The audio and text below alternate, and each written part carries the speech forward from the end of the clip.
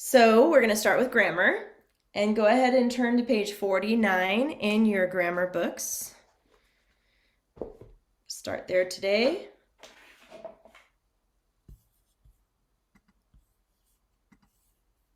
'49.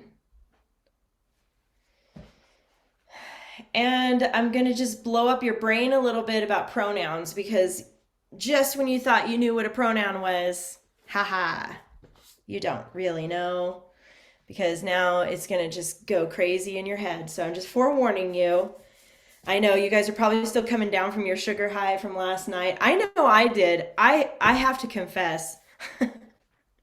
I love candy. I mean, I have such a bad sweet tooth. It's really bad. My favorite is chocolate, but really any candy. Um, and I ate a lot of candy last night. And it was really good, but I'm feeling it a little bit today, like that, like crash. So I had some coffee to help me bring back up again. So I'm on this little roller coaster. Anyway, I'm sure you guys know what I'm talking about. um, Pronoun. So you used to think that it was just he, him, and she, and her, and it, and don't worry, we're not going to go anywhere past those as far as taking the place of a noun. Those are the only ones. But here we're going to talk about indefinite pronouns. There are many types of pronouns. You reviewed personal pronouns. The personal pronouns, there are only, just to clarify, two genders. There's male and female, so the pronouns refer to male and female, he, him, and her and she. But we're talking about a different type of pronoun called indefinite pronouns. And indefinite pronouns are not definite. Now, if that sentence doesn't blow up your head, duh, indefinite is not definite, just in case you wondered that.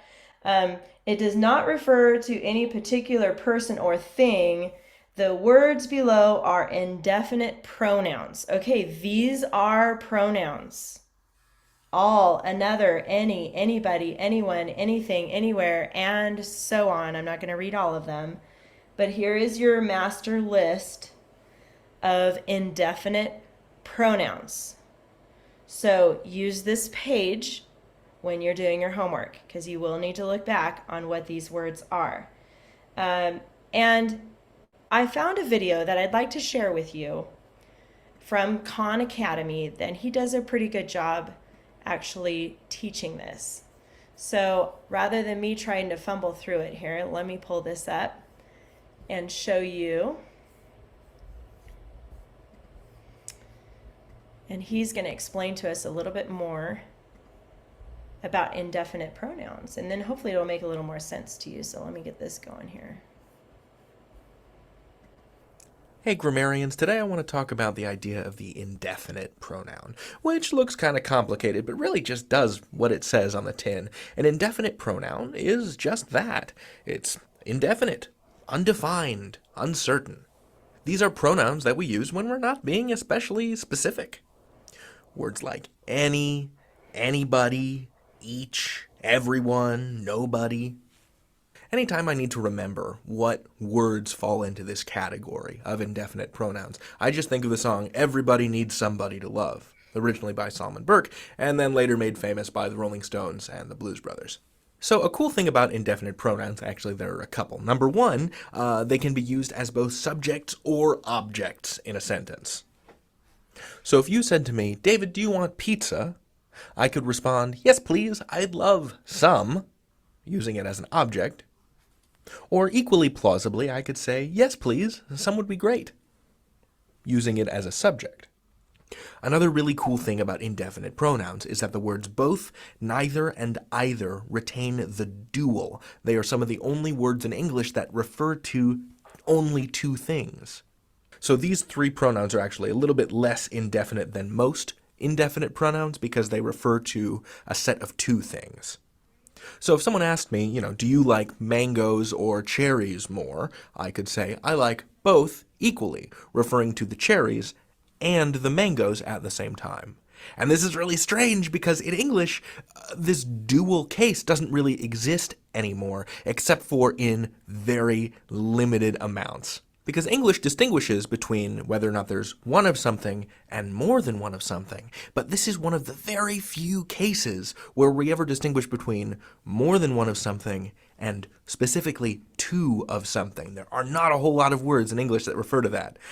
So I think that's really cool. The third cool thing about indefinite pronouns is that they're usually treated as singular. Usually. So words like both, neither, and either are obviously plural, but there are some that are a little bit fuzzier. For example, in the sentence, nobody was home, we use the word was, the singular form. Even though that nobody could refer to multiple people, or it's really referring to the absence of anyone. Similarly, in the sentence, everybody knows that I love onions, we use the word knows, just like we'd say he knows, she knows, it knows. So that's the singular form of that verb. Even though the idea of everybody would seem to refer to more than one person. The indefinite pronoun that we use to refer to everybody usually conjugate the third person singular form of verbs. Usually. Let's get to one of the weirder examples, though. Because sometimes the context can carry you along into something that might seem a little quote-unquote ungrammatical, but really reflects the way that language is used today. And so although you might say everyone, is looking at me, here's an example from Garner's Modern American Usage, which is one of the several car-sized books I'm using to construct this grammar course. Everyone was crouched behind furniture to surprise me, but I already knew they were there. And you can see in the beginning of this sentence, we say everyone was, but then in the second part of the sentence, we say they were, and we're using they to refer to everyone.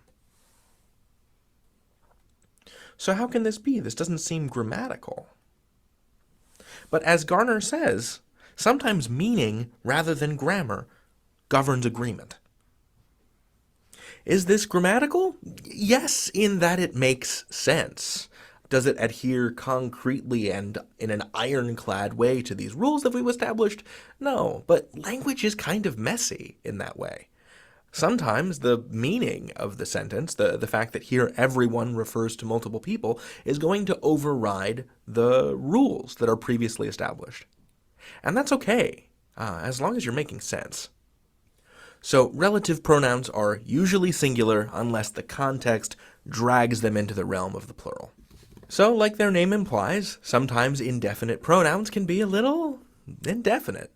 All right, here are the three cool things about indefinite pronouns. Number one, they can be used as subjects or objects. Both neither and either retain the dual form, which is super weird. And number three, indefinite pronouns are usually treated as singular.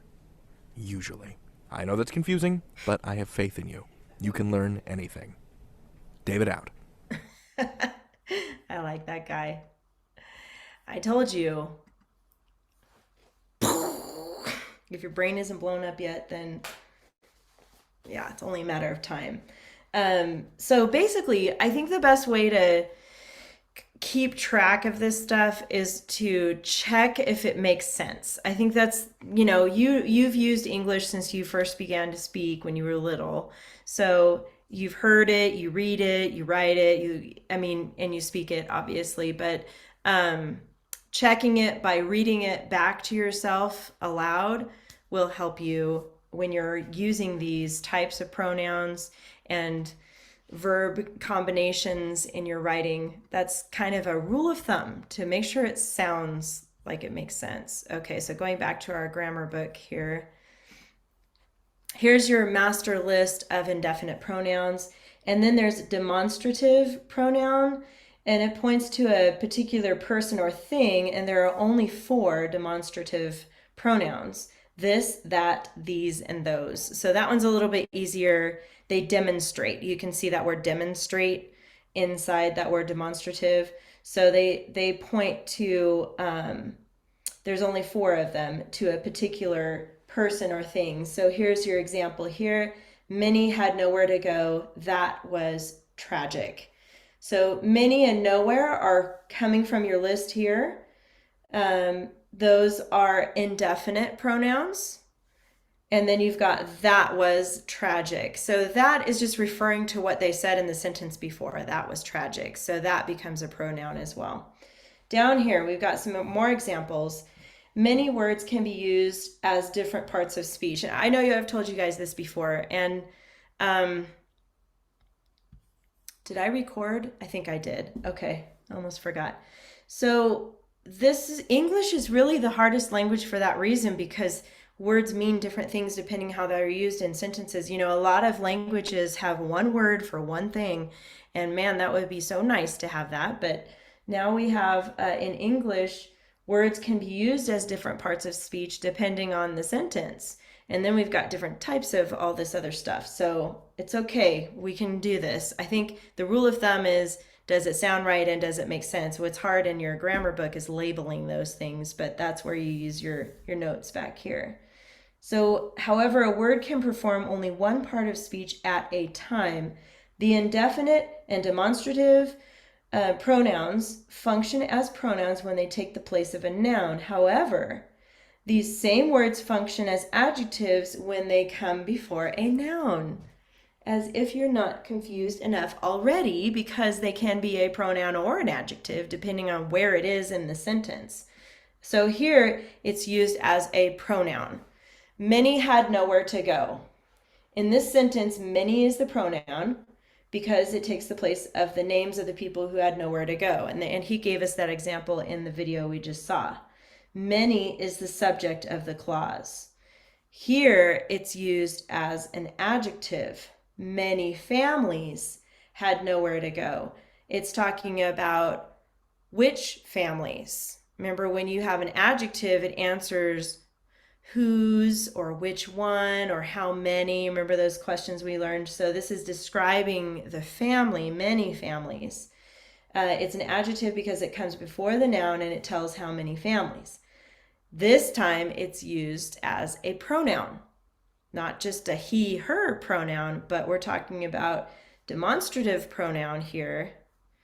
That was tragic. So that was tragic is referring to what was told before, so it becomes a pronoun. And here, again, another example of an adjective, that arrow hit the target. So which arrow was it? That arrow. Even though it's not specific, like the black arrow or the sharp arrow or whatever, it is still telling which arrow, that arrow. Okay, and then that clause, remember we've talked about the clauses before too. That, let's see, let me start over. Robin knew that the poor families needed help. So here they've got parentheses around the actual clause, the that clause. We talked about that a couple of weeks ago. In this sentence, that is used to begin a dependent clause. It is followed by a subject and a verb and completes the main clause telling what Robin knew. So the clause has its own subject and verb pair within that clause. And it starts with that. Let's turn the page. Page 50. Any questions so far on the pronoun craziness? No? Either you're completely lost or you're like, I got this. This is easy. And some people, I want you to know, are naturally good at grammar. I am not. I'm going to confess to you, this is not natural for me. I have to practice and read and study this stuff. It does not come naturally to me. And so why I'm teaching it, that is a good question. I often wonder that myself. Like, this is hard for me, but why am I teaching it? I am teaching it because I know it's important. I can tell you that. And I wish I had a better teacher for me for grammar. And so I'm hoping that just having this, relationship with you guys and being able to talk through these things, hopefully grammar isn't too crazy for you. I don't know. That's kind of what I hope. But anyway, moving on. Homophones. And you've heard this before, I'm sure. It's a word that sounds like another word. They sound the same. Homophone. So phone is what you use to tell the sound that relates to the sound or how it sounds. But homo is the same. That's the prefix that means same. So basically, the example up here is there, and there. They all sound the same, there, but they're spelled differently and they have different meanings. So there, E-R-E, is an adverb pointing to a place over there. This is one of those things that bugs me when people use these wrong. um, I don't know if it bugs you, but it does me sometimes. Their is a possessive pronoun. Their arrows, they belong to them. And then we have their, They apostrophe re. That's probably the easiest one to remember because it's they are. It goes along with your, because there's two different ways you can use your, with apostrophe re or without. Two totally different meanings. But there, the contraction they're angry. Okay, and down here, the example, the archers raised their bows to shoot the target over there. And so they corrected the two that were incorrect. The bows that belong to them or their, right? Their bows. That's whose bows? Their bows. And then over there, ERE is the place. All right, let's practice this. And welcome to class. Paisley, I saw you come in during the video and I got your notes, so you're all good. Let me know if you guys have any questions as we go here. So do I have any volunteers to read the sentence today? It doesn't look too difficult this time. Okay, thank you, Bronx. Go ahead, you can read it. Okay. Others who were strong and good-hearted had lost their farms because the greedy king wanted their lands. Good, nice reading. And greedy is our vocabulary word. So Bronx, do you know how to explain what that means? Greedy? Greedy means like they want it all for themselves. Very good. So selfish, they want too much, and a lot of times it has to do with money. Good. Okay, let's check that. Our articles, a and the. There's only one, and it's here, the. I'll give that one to you. That's an easy one. Nouns, we got nouns. Allie, can you help us find the nouns in this sentence? It says there's 3. Remember, they're person, place, or thing are the nouns. Farms. Good. Thing. Good. Is lands one? Yep, you got it. That's it. And then pronouns. This time, let me just double check here. So there is a, hold on just a second. There is an indefinite pronoun in this sentence. Abby, do you think you know which one it is? It's an indefinite, so it's not specific.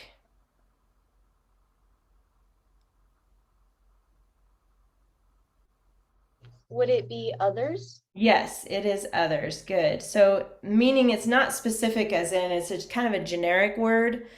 Others, it's not telling exactly who, but you're right. That is called an indefinite pronoun. Good job.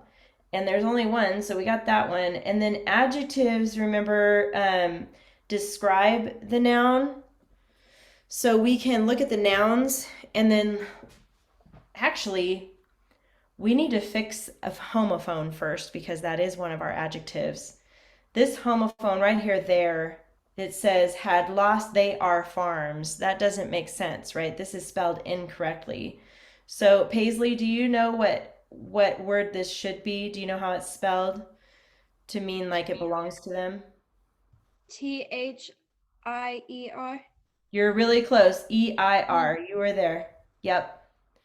EIR means the farms belong to them or their. That's correct. And that is an adjective, so go ahead and put ADJ above that because it's telling whose farms. So now let's look at King. Go ahead. Let's go back to not Shelby. I keep looking at your Zoom name there. It's Paisley. Paisley, which king was it, or what kind of king was it? Greedy. Greedy. So that's the adjective there. Greedy. And then, oh, we have another there to fix. This one is incorrect. Remember, THERE is over there. So we're going to use the same there we did before, EIR, their lands, and then that also becomes an adjective. So we got 3 so far. We have a couple more. Abby, do you want to take a try at it? Do you see any other adjectives that describe? Would it be strong and good-hearted? Yes, very good. Strong and good-hearted. Nice job. Okay, and that's all 5.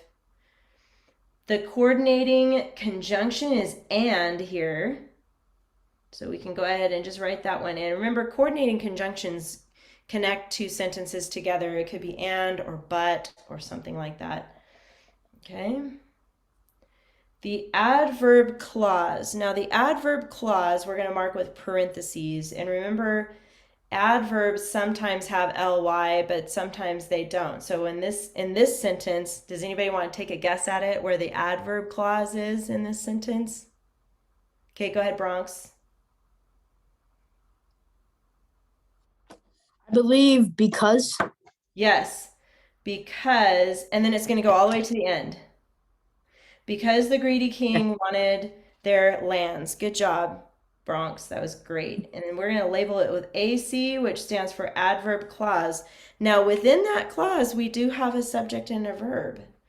So, Allie, what is our subject inside that clause right here? What is the clause talking about, or who's the clause talking about? A king. Good. And then what verb goes with that? What did he do? Lands. No, that's the noun. So what did the king do, or what did he, what's the action with it? Wanted. Yeah, there you go. King wanted. There you go. So that's the verb. Okay, and there's 3 subject verbs. So, but before we go on to, whoops, I marked who, which, and I didn't do that one. Whoopsie, I meant to mark this one. Let's go back up to the who, which. Paisley, where would I find my who, which clause? Who were strong. Okay, good. And actually it goes all the way to good-hearted. It's this whole part, who were strong and good-hearted. So in this particular who, which, we're going to label it WW. That's the phrase, or that's the clause. Within that, there is a subject and a verb, and the subject is actually who. That's the subject, and then were is the helping verb within that clause. We also have the verb had and lost. Had and lost.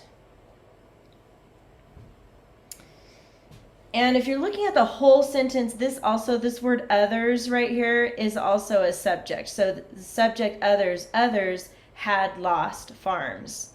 Remember, the who, which clause can be taken out if we needed to, and a sentence would still make sense. That's why we put commas around it.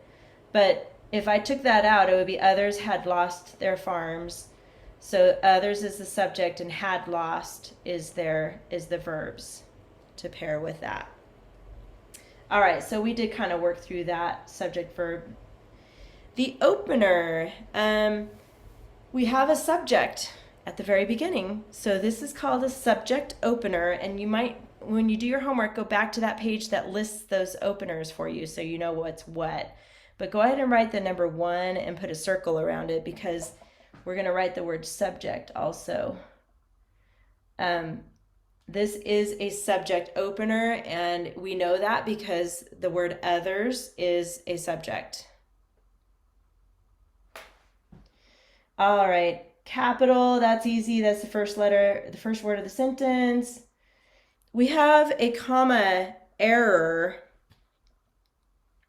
and it's a comma that should not be there. Abby, do you know which one that would be? You can tell us between the words that you see it. It's between strong and good-hearted. Correct. They're only listing 2 things, strong and good-hearted. If they had one more thing they were listing as an adjective, then you would need commas. But if there's only 2 things that are listed, you don't need a comma between the 2. So good job there. End mark is just a period.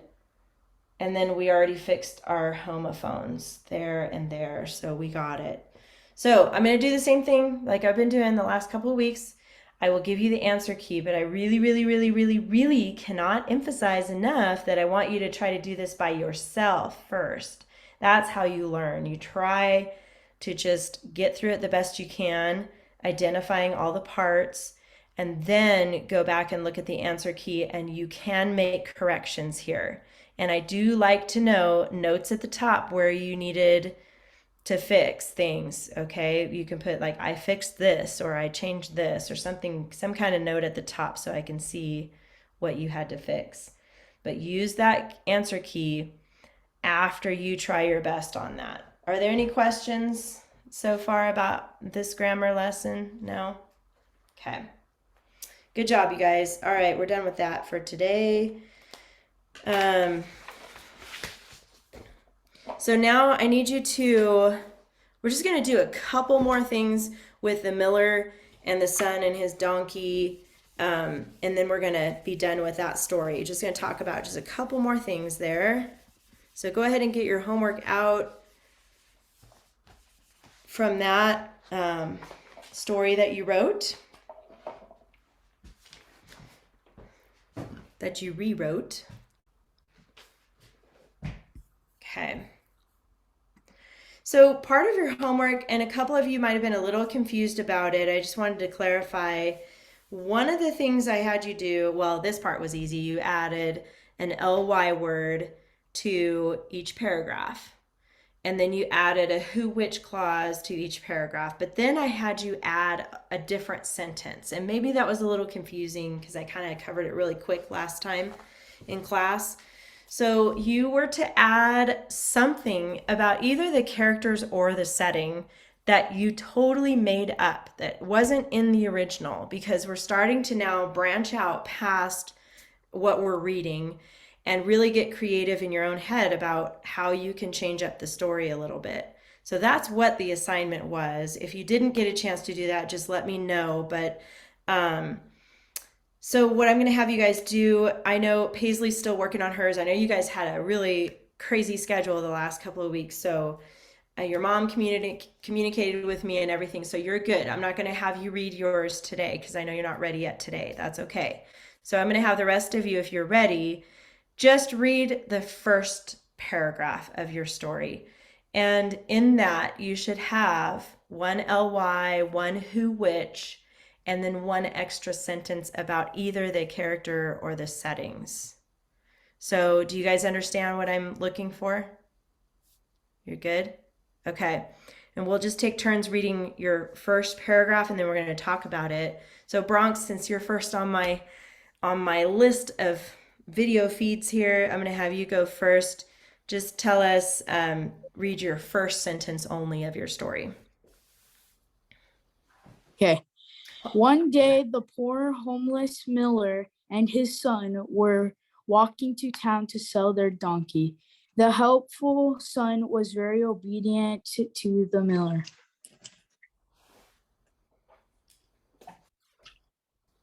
Okay, that's your whole first paragraph? Yeah. Okay.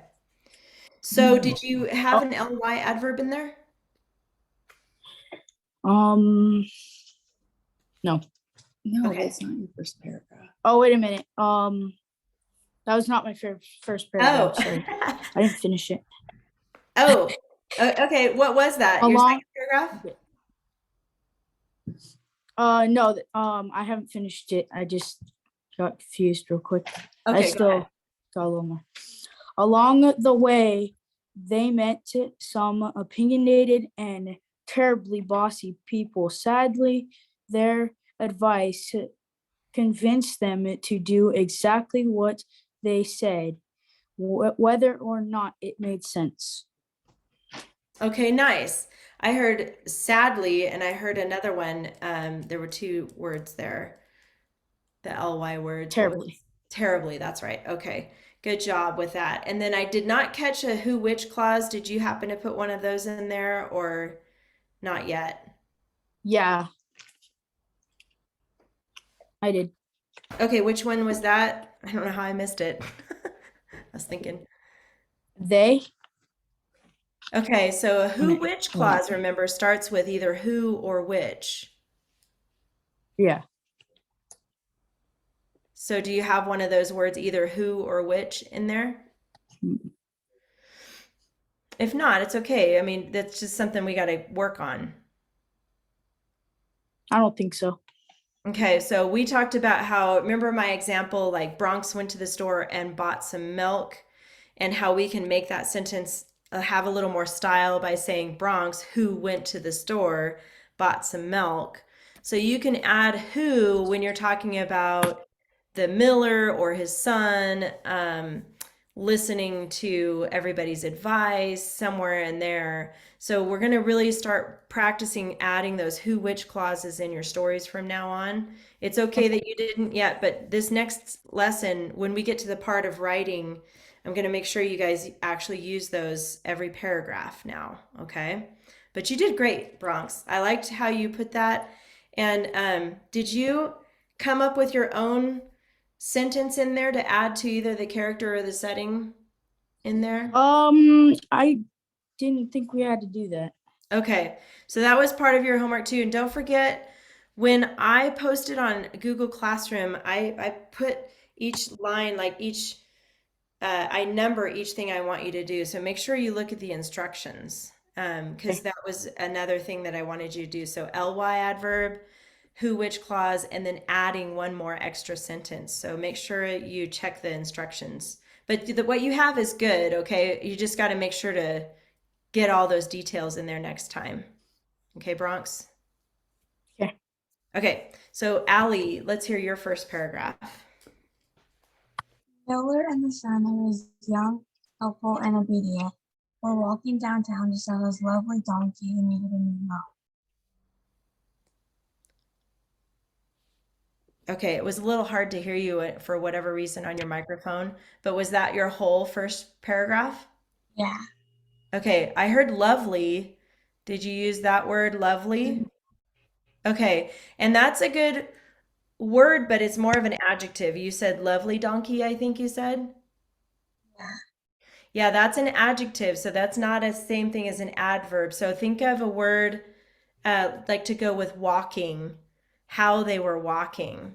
So you could say slowly or anxiously or something like that to describe the verb, because the ly word you used is more of an adjective. Does that make sense, Allie? Yeah. Okay. And then we'll talk more after class about the other who, which, and then adding a sentence. So you hang on after class, and I have a couple things to share with you. Okay. So good job, Allie. And then Abby, let's hear your first sentence. I mean, not your first sentence, your first paragraph. Okay. There was once a poor miller who needed some money to help raise his family, so he decided to sell his donkey. The miller had 5 children, but he chose one boy in particular because he was very obedient and extremely helpful. The two needed to take the donkey into town to sell it, so they slowly began their travel on a long, dusty road that seemed to stretch on for miles. Shortly after they began their journey, they bumped into an old, bossy, and opinionated man. The old man said, "Why would both of you be so foolish to waste your time and energy walking this stinky animal? If you were smart fellows, you would be riding it along this path." With that, he stormed away. The miller helped up his son, and both of them rode the donkey. Nice. Okay, good. And I did hear the who in the beginning, the who clause that you had, describing a little bit more about the miller and his son, right?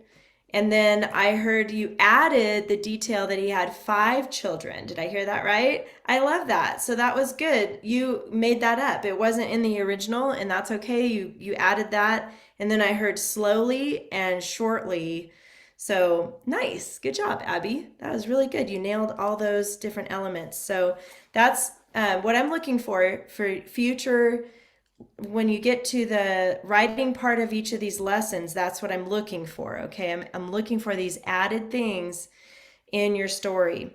And then Paisley, we'll talk more about that later with you because I know you're still working on those things on yours as well. All right.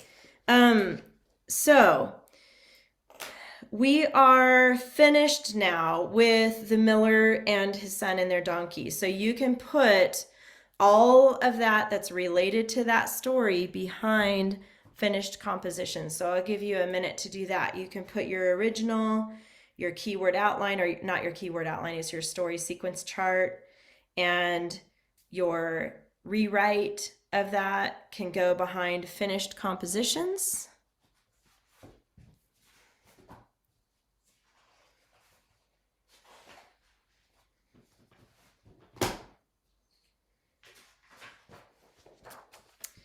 And then we are moving on to the next story. When you get that moved over,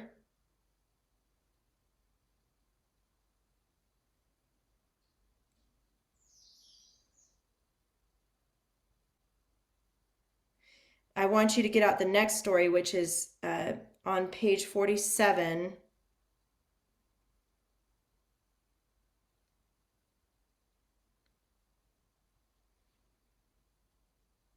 Odysseus. I had to look up that word Odysseus. It's called Odysseus and the Cyclops. It's on page 47. So let me pull it up here. This is from your binder.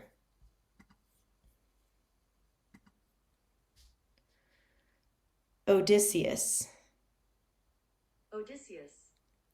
Odysseus. See, even I use Google pretty often, actually. Odysseus. And we're going to read this story. It's kind of long. I'm going to forewarn you. It's 2 pages. So if you turn to the back on 48, it's both of those, okay? So don't freak out, though. We're going to just chip away at this. We're going to read it first, and then we're going to start a new story sequence chart as we go here. Everybody with me on this page? Okay. Okay, good.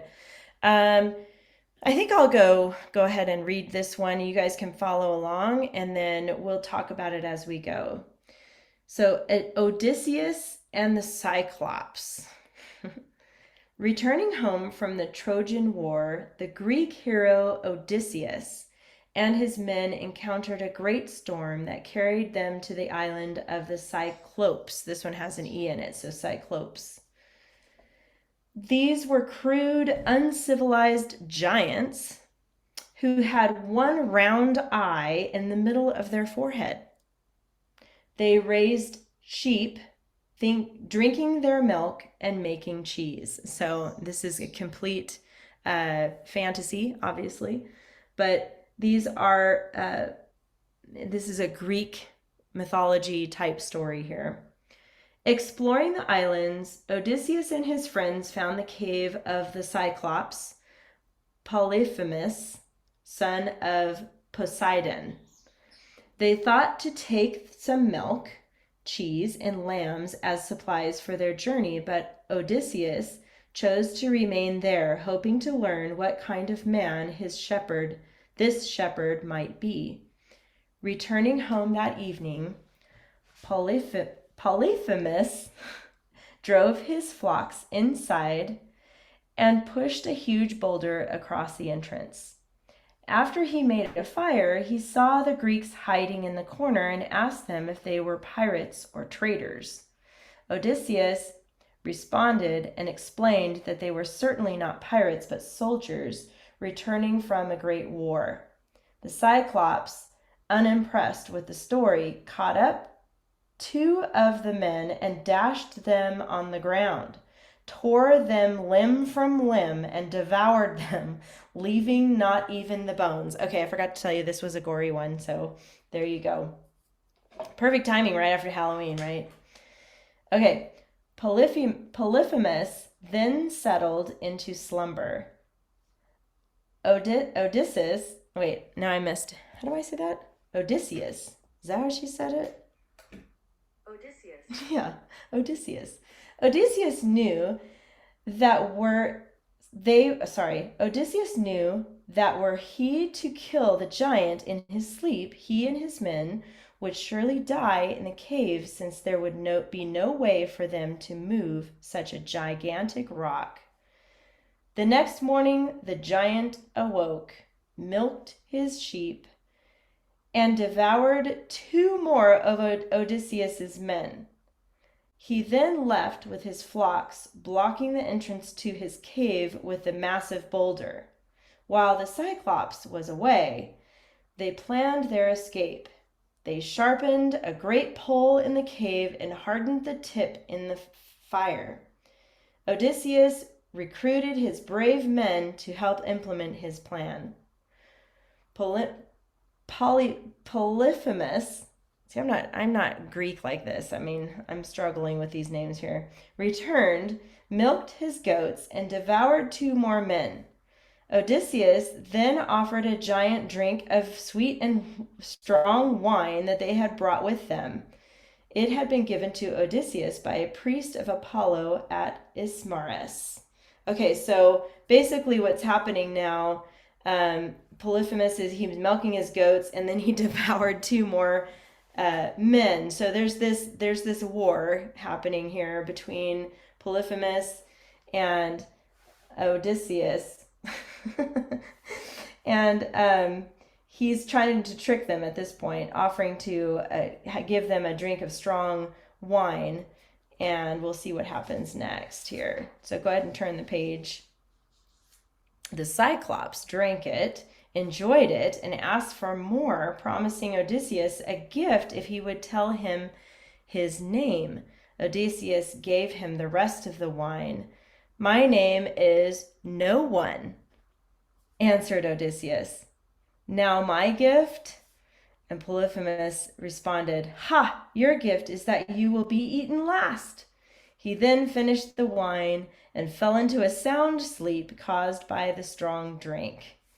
As he was sleeping, Odysseus and his men heated the sharpened pole until it was red hot, climbed onto the giant's great chest, and with all their might thrust the sharp pole deep into the Cyclops' single eye. The wood hissed in the eyeball like a hot iron hissing in water. Odysseus and his men jumped off just as the giant leapt up screaming. He tore the stake out of his eye, pushing the boulder aside, and screamed for help. "Are you under attack?" asked the other Cyclops. Polyphemus cried out, "No one has hurt me," right? Because they told him their name was No One. "No one has hurt me." "Well, if no one is hurting you, it must be the gods that do it, and we cannot help you against them." The giants returned to their caves. On the 3rd day, the blind Cyclops let his sheep out of the cave one at a time. As they went by, he touched their backs, as he wanted to make sure that the men did not escape. However, Odysseus and his comrades grasped the underside of the large rams and clung to them as they left the cave, evading detection by the Cyclops. They hurried to their ship, boarded it, and rowed with all their strength. As they left, Odysseus shouted, "You are an evil beast, Cyclops, to devour strangers in your cave, and are rightly served in losing your eye. May the gods make you suffer worse than this." Polyphemus heard him and hurled a great rock into the water, which almost drove the ship back to shore, but the crew redoubled their efforts. Odysseus shouted to the giant, "I am not No One. If any ask you who put out your eye, tell them it was Odysseus of Ithaca." The Cyclops hurled another great stone. This one barely missed the ship's stern, but created a huge wave that propelled them almost to the other shore. What a crazy story. Yeah, so that is definitely a mythological story. Obviously, there's no such thing as a giant with a big eyeball in the middle of their face or the middle of their forehead. So there was some trickery going on in this story. Interesting enough, you might have to read it a couple times to really grasp the full meaning behind it. But let's take the next few minutes here and go ahead and get out a clean piece of paper. We're going to start your story sequence chart in relation to this story that we just read. And even though it's a really long story, we're going to focus on those three main parts to the story sequence that we learned the other week. We're going to start this again. So go ahead and put your name at the upper left.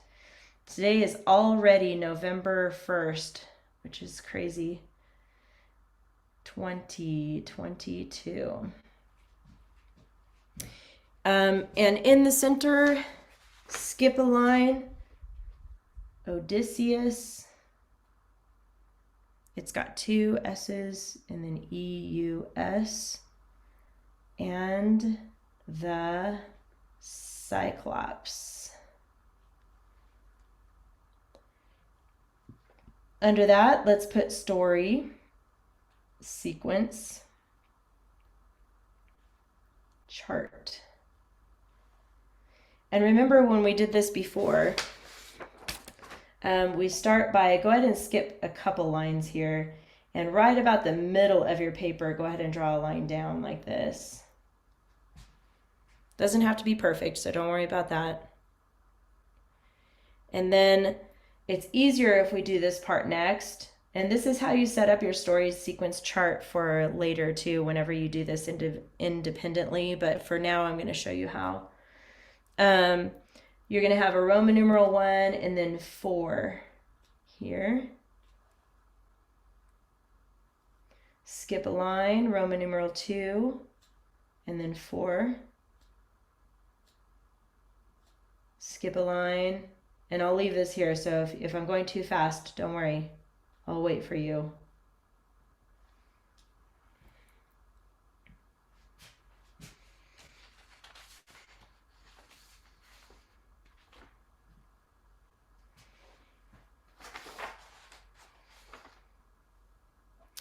Okay, and you can keep working it. I'm just going to leave this here. Right above, the line above the Roman numeral 1, you're going to draw it across like this. We're just making a chart here. Right above the Roman numeral 2, draw a line. And then right above Roman numeral 3, draw a line. So that's how you set up your chart.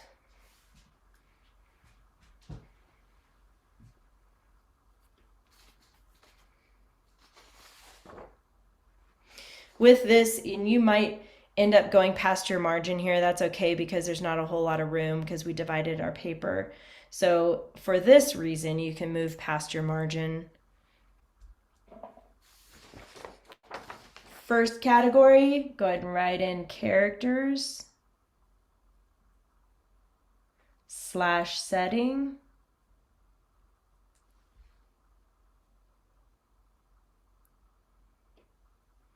And then just a little refresher. I know we've talked about this before. You're going to put who. Obviously, you're going to write about who your characters are. We're going to put like and situation.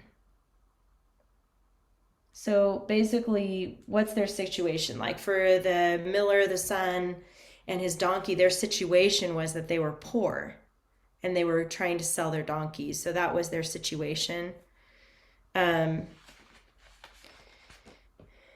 In this one, there's obviously these giants with these big eyeballs and some shepherds, and they're in a cave. So you would kind of tell a little bit about who they are, what's their situation, and then where. Go ahead and put where. and when. And those two things, where and when, tell the mood of the story. And they also create an image. Okay, I'll leave that there for a second so you guys can catch up to me there. So it tells the mood and the image of what's going on. Let me see if I can zoom in, see if that's a little easier to read for you. Focus again. Okay, so we've got who, what are they like, what is the situation, where are they, and when did the story take place? And the purpose for the where and when is creating a mood and an image.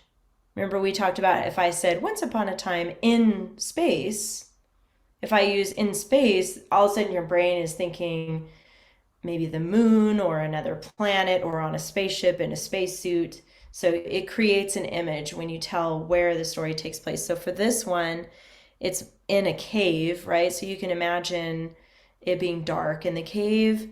Maybe they're in the woods somewhere. Maybe there's trees around, and they're tucked away in this cave on an island. So you can picture the island as well. All right. Am I going too fast? You guys good? You're good. Okay. Next section is conflict / problem. And this is where we're going to ask that question, what? We have who, where, when. Now we have what. And this is where we're going to talk about, we're going to draw some arrows here. I'm going to draw an arrow up here and put want. What do they want or need? What do they think?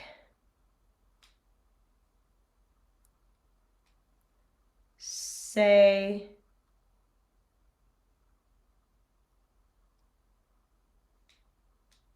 And do.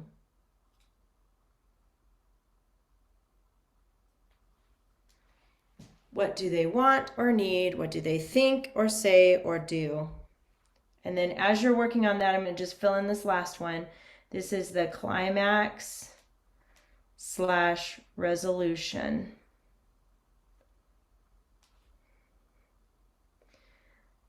And you're answering the question, how solved here. So notice we have who, where, when, what, and how. We're asking those questions as we fill in this chart. And then what is the message?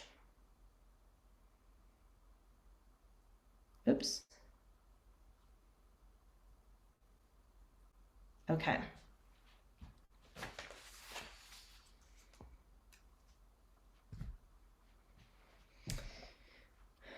We're only going to have time to really just do probably Roman numeral 1 here. But let's talk for a minute about who are the characters in this story. Remember our keyword outline, we're going to try our best to stick with only 3 words. And it's different than the keyword outline because we're not breaking down sentence by sentence like we were before. We're transitioning now to whole thoughts and answering these questions within these different parts of this chart. So, who was in this story? You can just unmute and tell me who was in this story. The main character.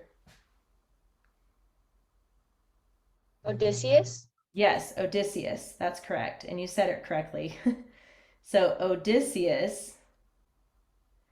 And since we're talking about him on this first line here, he's kind of clever, right? He's tricky and he's clever. I like that word clever. So I'm going to put this here because he does know how to trick his way out of the situation. But he's also, I would describe him as a curious guy. Remember they found the cave and then he's wanting to find out what are they doing in the cave, and he chose to remain there hoping to learn what kind of man this shepherd might be because he comes across this shepherd and he's like curious about this guy. So I'm going to put the word curious here. That gives a little more description, of Odysseus.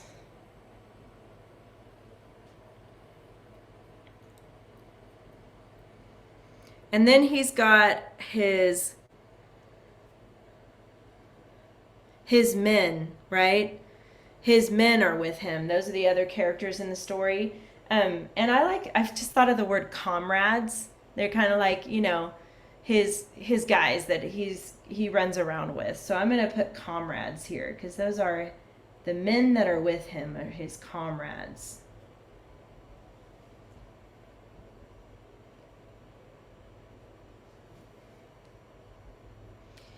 And where are they in the story other than in a cave? Where are they? Can anybody unmute and tell me where they are? Are they in the mountain? I believe an island. Yes, an island. Good. So let's put island here. You see how in this one I'm adding who, because I still have the comrades that I want to mention in this part of the story, but now I can switch to where. They can be mixed in these words. You just want to make sure that all of these elements of the story are within this first Roman numeral 1, because you're going to open your story with that. Oops, I'm going a little bit late. Sorry, guys. And then we've got the name of this island was Cyclopes. Cyclopes here. All right. I got to stop there. I was hoping to get further in the outline, but here's what you guys are going to do for homework. I'm going to have you, because this story is just a little complicated, and I'm going to go easy on you guys because I just feel like I need to so we can slow down a little bit. I want you to take your time finishing just this keyword outline here for Roman numeral 1. Okay, it's I keep calling it keyword outline, but it's the story sequence chart. I want you to finish just Roman numeral 1 for this part of the story, and then I'm going to have you rewrite just this paragraph. So don't worry about 2 and 3 yet. We're going to work on that next week.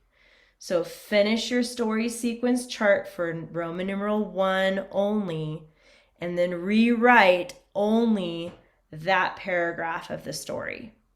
Does that make sense? And within that paragraph, you're going to include the ly adverb, 1 ly adverb, and 1 who which clause. Okay? So finish just Roman numeral 1 and Roman numeral 2. So you won't even do these this week. You're just going to focus on this one right here, characters and setting. You're going to finish up characters and setting over here. You're setting the story, right? Finish up this story sequence chart, rewrite just this first paragraph, and make sure you include the ly and the who which in your first paragraph. You guys have any questions about what your homework is? Okay, I think you're happy. I'm lightening up a little bit because we need to slow down. I feel like I'm pushing a little too fast. So we're just going to focus on that first one, and then we'll do Roman numeral 2 and 3 next week and focus on that. Really quick before you go, next week we are not having class because I am not going to be here. It's election day, so it's a big day. I saw that, Bronx. Anyway, so you have 2 choices. You can join me on Thursday, not this Thursday, but next Thursday, November 10th at 9:45. You can join me on that day. Oh, sorry. Hold on. Erase that. Not 9:45. Where's my... You can join me on Thursday at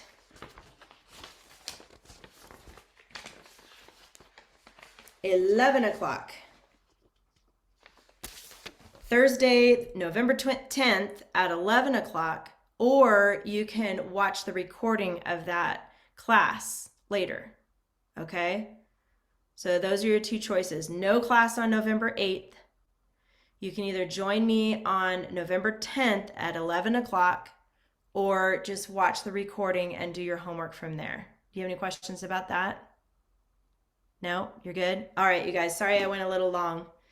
Have a great day. And Allie's going to hang out for a minute. So the rest of you, have a great day.